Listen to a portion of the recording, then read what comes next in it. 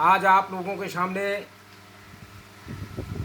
मैं ऐसा एक ऐतिहासिक कारनामा लेकर के आया हूँ जो आप लोगों ने कभी नहीं जाना, कभी नहीं सुना और इतिहास के पन्नों से वो पूरी घटना गायब है। ऐसे तथ्य को खोज करके साइंस जर्नी ने अपने एपिसोड नंबर 624 में जो प्रमाण के साथ व्याख्यान उन्होंने दिया है, उसी का संक्षेप में मैं आप लोगों के सामने बता रहा हूँ, जिसे आप लोगों को सुनना और जानना बहुत ही ज़रूरी है और देशवासियों को सुनना और जानना भी ज़रूरी है कि लंबे समय की गुलामी के बाद हमारा भारत किन किन परिस्थितियों से जूझता रहा, कौन कौन से संघर्ष झेले, कितने खतरनाक मोड़ आए, भारत की मानवता को किस किस ने कुचला और कब कब कुचला, ये तो जानने का अधिकार आपको है ना, और ये जानना भी चाहिए। इसलिए सम्मानित साथियों, साइंस जर्नी यूट्यूब चैनल के जो महोदय पूरे संसार में प्रस्तुति दे रहे हैं, उनका हम सब लोग कायल हैं और ऐसी प्रस्तुति जिसको कोई नकार नहीं सकता, ऐतिहासिक प्रमाण के आधार पर आपको उन्हीं के एपिसोड से कुछ अंश आपके सामने प्रस्तुत कर रहा हूं और ऐसी उम्मीद है कि आप इसे पूरा सुनेंगे, वीडियो को देखेंगे, मनन करेंगे, लाइक भी करेंगे, सब्सक्राइब भी करेंगे, ऐसी आपसे उम्मीद है।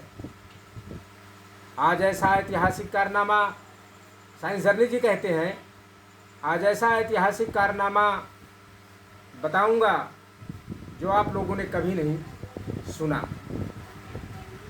साइंस जर्नी कहते हैं, जब संपूर्ण भारत में बौद्ध धर्म व्याप्त था तो कैसे लुप्त प्राय हो गया, वो प्रश्न करते हैं और स्वयं उसका उत्तर देते हैं प्रमाण के आधार पर। अकबर के समय का ये घटनापूर्ण इतिहास है। काला चंद राय उर्फ काला पहाड़ नाम का एक ब्राह्मण,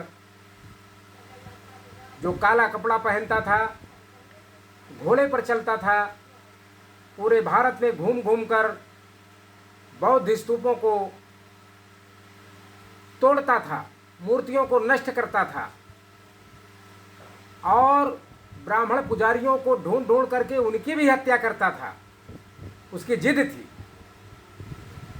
काला पहाड़ की नानी इंदु इसके पास आई, इसी के साथ बलात्कार हुआ था।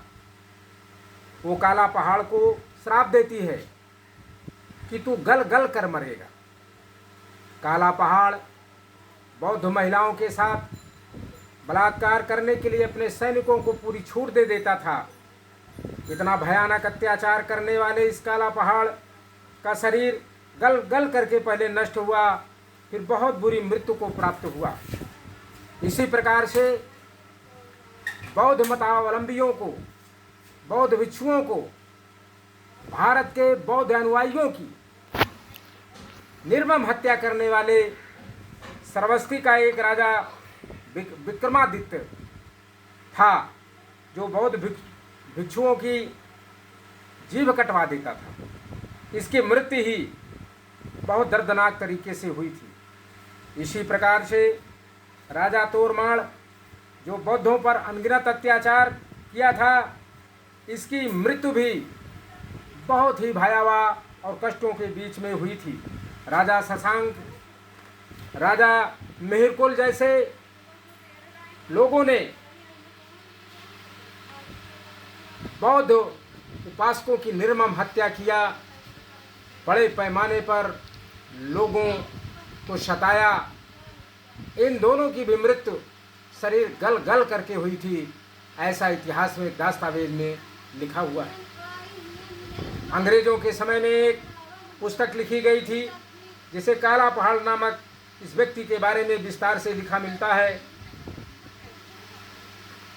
1560 ईस्वी से 1576 के बीच की घटना है मित्रों। काला पहाड़ नृशंस हत्याओं व बौद्ध मंदिरों के विध्वंसक के रूप में जाना जाता है। बंगाल के इतिहास में काला चंद राय उर्फ काला पहाड़ एक वैष्णव संप्रदायी वर्ग था। इसके पिता का नाम नयन चंद राय था। बंगाल के शासक जो सुलेमान कर्रानी थे, पहले बौद्ध थे, बाद में मुस्लिम हो गए थे। वहाँ का सुल्तान सुलेमान कर्रानी वंश का था। इसकी बेटी दुलारी काला पहाड़ के प्यार में पागल हो गई थी। काला पहाड़ को इसकी कीमत फांसी के फंदे तक पहुंचने की हो गई। फांसी होने वाली थी, तभी दुलारी पहुंच करके घटना को रोक दिया। बाद में दोनों का विवाह हो गया। काला चंद पहाड़ इस्लाम धर्म स्वीकार कर लिया। ब्राह्मणों ने बहुत विरोध किया, काला पहाड़ को बहुत अपमानित भी किया। 1568 ईस्वी में सुलेमान कर्रानी से भारी फौज लेकर के कलिंग उड़ीसा के राजा मुकुंददेव, जो अकबर के सहयोगी थे और बंगाल के शासक सुलेमान कर्रानी के शत्रु थे, पर आक्रमण किया और जीत लिया। राज्य के प्रमुख शहरों व तमाम बौद्ध मंदिरों स्तूपों को नष्ट करवा दिया। अपमानित काला पहाड़ ब्राह्मणों व बौद्ध लोगों पर भूखे शेर की तरह टूट पड़ा। बंगाल के पूर्वी भाग में तलवार के बल पर इतना आतंक और कत्लेआम मचाया कि पूरा बंगाल भयभीत हो गया। काला पहाड़ से वही बचता जो इस्लाम धर्म स्वीकार कर लेता। जो इस्लाम नहीं स्वीकार करता उसका कत्ल तुरंत हो जाता था। लोग आतंकित थे, भयभीत थे। लोग उसका नाम सुनकर के कांप जाया करते थे और लोग आपस में कहा करते थे, भागो भागो, काला पहाड़ आ रहा है। वो नृशंसता की नग्न मूर्ति बन गया। मानवता को रौंदने कुचलने में निष्ठुरता की सारी हदें पार कर गया। उसने जौनपुर पर आक्रमण करके वहाँ मौत का तांडव नृत्य किया। काशी बनारस में आक्रमण करके विश्वनाथ मंदिर व बौद्ध मंदिरों को नष्ट भ्रष्ट कर दिया। मुसलमान न बनने वाले लोगों का बेरहमी से कत्ल करके लाशों का ढेर लगा दिया। इतिहासकारों ने तमाम मुस्लिम शासकों को अत्याचार का अगुआ बताया है, परंतु ये अफसोस है, काला पहाड़ ब्राह्मण जो इस्लाम धर्म ग्रहण करने के बाद मोहम्मद फरमूली नाम रख लिया था, कोई इतिहास की पाठ्य पुस्तकों में न लाए, ये अफसोस की बात है। मोहम्मद फरमूली काला पहाड़ जगन्नाथपुरी उड़ीसा के बौद्ध मंदिरों पर भयानक आक्रमण किया। सारे पुजारियों व बौद्धिस्टों को इकट्ठा करने का आदेश दिया। ब्रजेश्वर नामक प्रमुख पुजारी की हत्या कर दी। सारे बौद्ध मंदिरों को बुरी तरह नष्ट भ्रष्ट करा दिया। एक बौद्ध मंदिर के छत पर चढ़कर जोर जोर से चिल्लाने लगा और चिल्लाते चिल्लाते कहने लगा कि मैं संपूर्ण भारत से बौद्ध धम्म को जमीन के नीचे गाड़ दूंगा।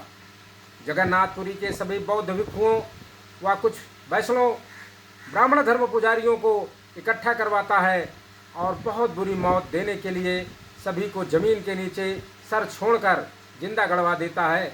भीषण धूप में खूब तड़पाया, फिर सभी को मरवा दिया।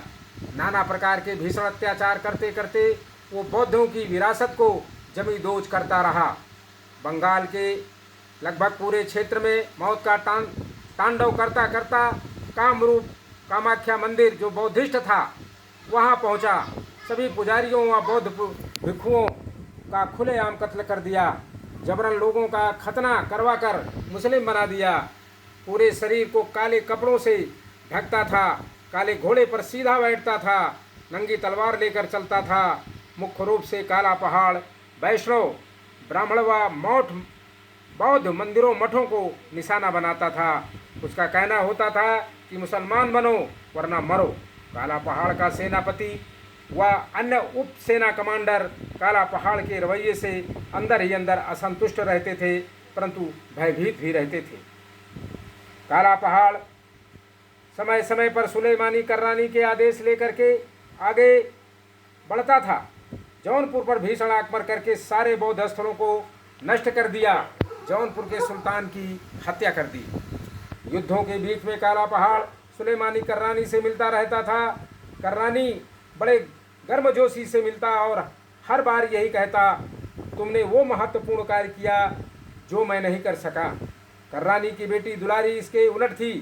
उसने काला पहाड़ से सारे रिश्ते समाप्त कर लिए और दुत्कार दिया। काशी नरेश विजय सिंह पर आक्रमण कर दिया। विजय सिंह किला छोड़कर भाग गया। पूरे बनारस में मौत का तांडव किया। बड़े पैमाने पर लोगों को मुसलमान बनाया। सैनिकों को बलात्कार करने व धन लूट की पूरी स्वतंत्रता दे दी। पूरे बनारस की गलियां रक्त रंजित हो गईं। 4000 को मारने की सूचना सैनिक दे रहा था। 4000 को मारने की सूचना सैनिक उसके शिविर में पहुंच करके दे रहा था।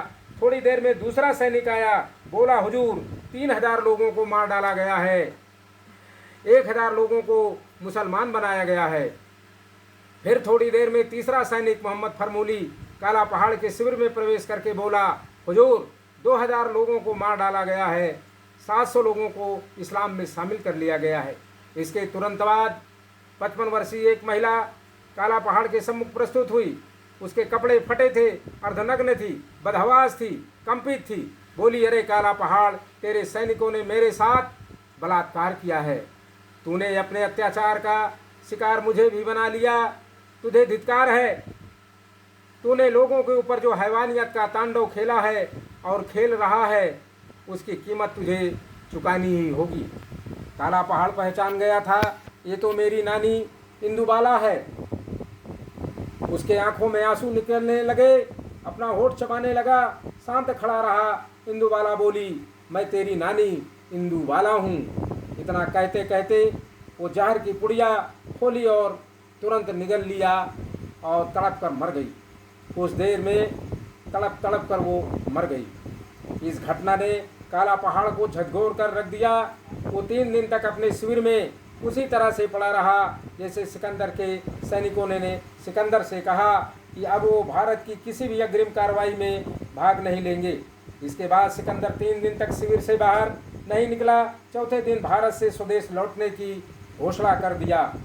इसी प्रकार से काला पहाड़ जो मोहम्मद फरमूली 3 दिन के बाद चुपके से शिविर से निकल भागा और हिमालय पर चला गया।